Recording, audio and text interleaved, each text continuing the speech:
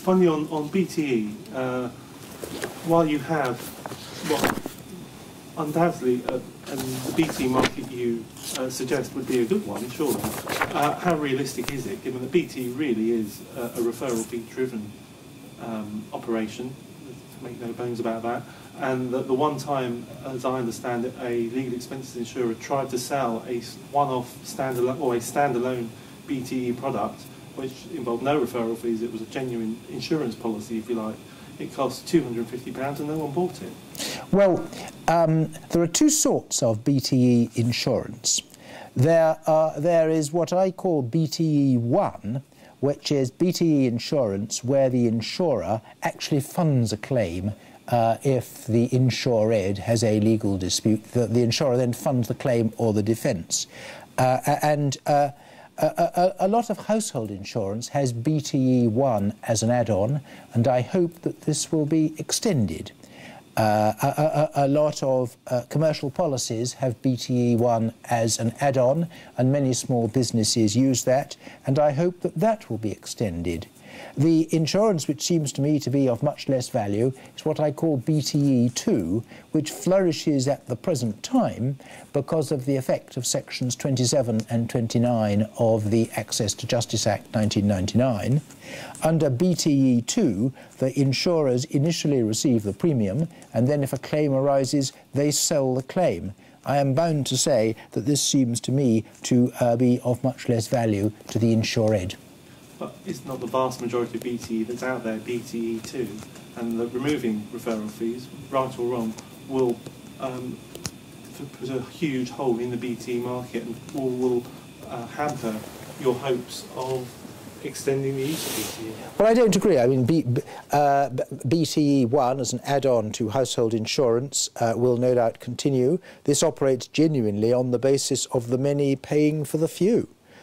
I think that this will continue. I see no reason why my reforms should affect detrimentally or otherwise the use of before-the-event insurance by small businesses.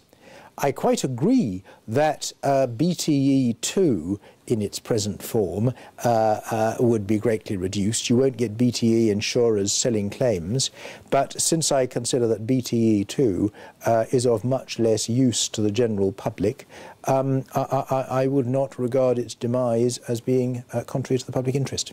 Can I ask one final question about medical reporting organisations? You say in your report that you don't accept their role currently in the litigation process, but you clearly have some concerns over the costs they introduce. Could you perhaps expand on that? Yes. I have been very concerned about the fact that a number of middlemen and others have moved into the personal injuries process and are all drawing their remuneration out of it. Claims management companies, before-the-event insurers, other referrers, medical reporting organisations and so forth. It seems to me that in respect of all these organisations, it is necessary to look critically and to see whether they add value to the process.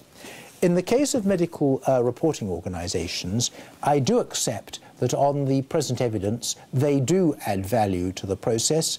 They have brought down the cost of obtaining medical reports.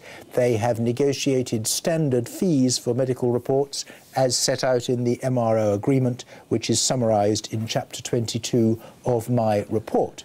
Therefore, I am not making proposals which would render the operations of medical reporting organisations uneconomic. What I do say, however, is that the performance of these organisations should be kept under close review, and if it turns out in the future that they are adding more cost to the process than they are providing benefit, then in those circumstances reforms should be made in order to deal with that, and I suggest that the appropriate reform might in that event be for the rules to provide that the only fees recoverable for an expert report are the fees properly charged by the expert as evidenced by an invoice from the expert. However, that is a possible reform in the future. I do not advocate it at the moment because I accept that medical reporting organisations do currently add value to the process. Lord Justice Jackson, thank you.